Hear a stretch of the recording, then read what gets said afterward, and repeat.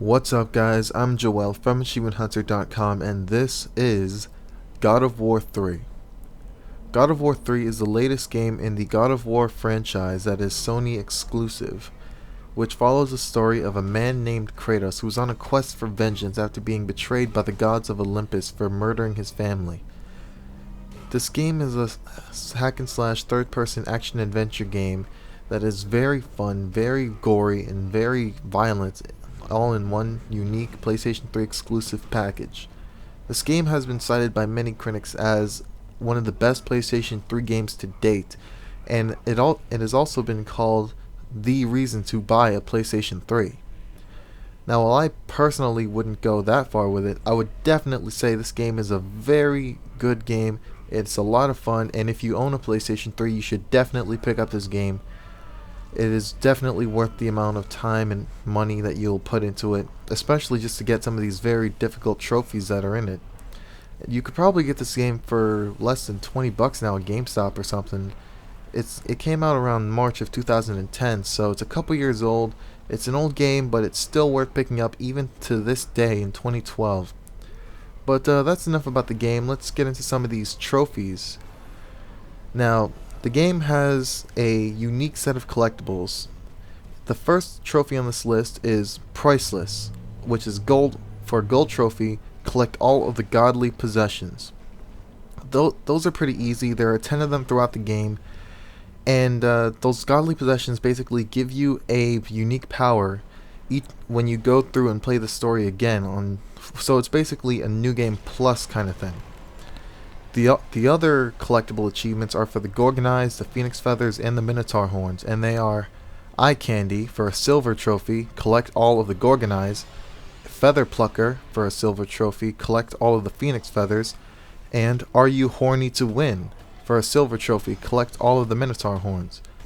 The Gorgon Eyes basically add on to your health, the Phoenix Feathers add on to your magic, and the Minotaur Horns add on to your item usage.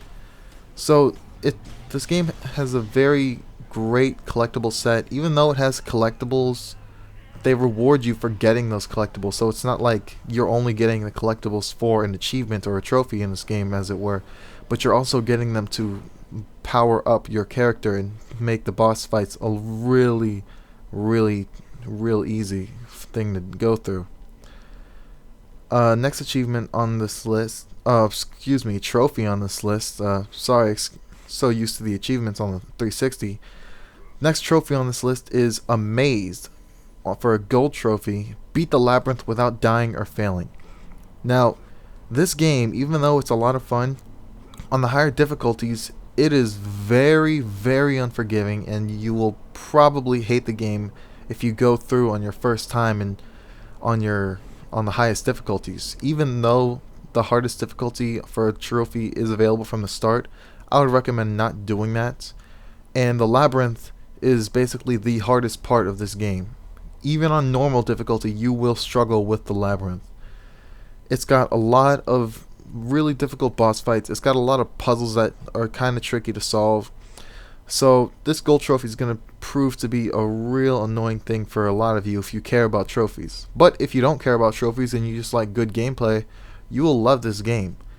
The last two trophies I have on this list are Vengeance Complete for a gold trophy, which is to beat the game, pretty easy, and then Unhuman for a gold trophy, beat Titan mode.